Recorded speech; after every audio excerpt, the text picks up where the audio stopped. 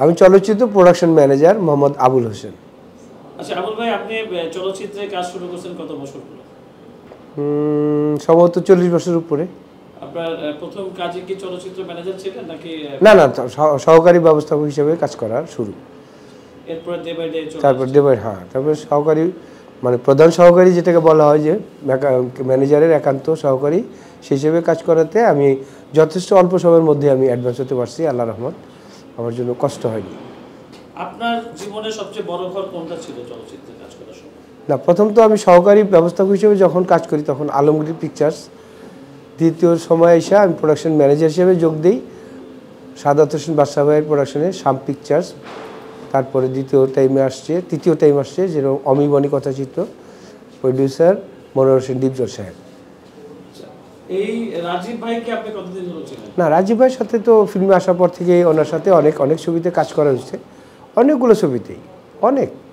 সে ব্যক্তি হিসেবে কি না, খুবই ভালো লোক ছিল, নিঃসন্দেহে বলা লাগে, খুবই ভালো বলেন। হ্যালো প্রবাসী বন্ধুজীবীতে সে তো 4টা নতুন গানের প্রোডাকশন দিলেন, এটার সাথে আপনার সম্পৃক্ততা কি ছিল? এটার সাথে সম্পূর্ণটা দায়িত্ব আমি বহন করছি প্রোডাকশন ম্যানেজার হিসেবে, যতটুকু যা কিছু করা লাগে, এবং চেষ্টা করছি ভালো কিছু মানে করতে পারবে সেই হিসাবে সাপোর্ট দেওয়ার। কক্সবাজার এবং ঢাকায় জি, দুই জায়গায় আপনি কাজ করেছেন? হ্যাঁ, দুই জায়গাতে।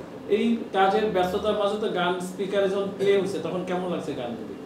না, গানগুলো আসলে সত্যিকারের সুন্দর, ভালো লাগবে। আমার কাছে মনে হয় যে আপনাদের কাছেও খারাপ লাগবে না, আমার কাছে ভালো লাগছে এবং আপনাদের কাছে ভালো লাগবে ইনশাআল্লাহ। এখানে দুইজন কোরিওগ্রাফার কাজ করছে, একজন ইউসুফ খান, একজন মাইকেল বাবু।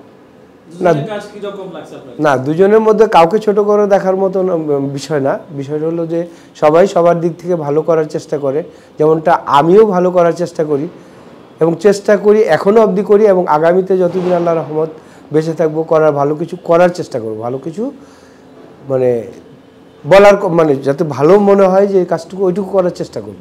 হ্যালো বন্ধুরা, এই শীতের সন্ধ্যায় আশা করি সবাই ভালো আছেন। আমি সুরকার এবং সঙ্গীত পরিচালক রাজন সাহা। খুশি খুশি লাগে গানের সুর করেছি, সঙ্গীত পরিচালনা করেছি।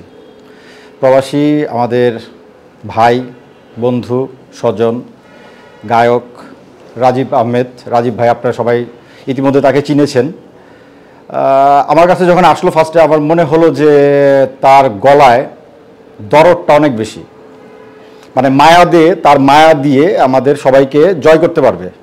এটা যখন আমি বুঝেছি তখন আমি রাজি হয়েছি যে আমি কাজটা করব। খুব অল্প সময় দিয়েছিল আমাকে, অল্প সময়ে কতটুক কাজ করতে পেরেছি এটা আপনারাই ভালো বুঝতে পারবেন, বলতে পারবেন। তবে এজ এ ম্যান হিসেবে, মানুষ হিসেবে আমি খুব এনজয় করেছি কাজ করতে রাজীব ভাইয়ের সাথে। সামনে আরও কাজ হবে, সে পর্যন্ত আপনাদের কাছে বিদায় নেব। তবে রাজীব ভাইয়ের জন্য এবং আমাদের জন্য এবং বাংলাদেশের বাংলা গানের জন্য আপনারা সব দোয়া করবেন, আমরা যেন খুব ভালো কাজ করতে পারি সামনে।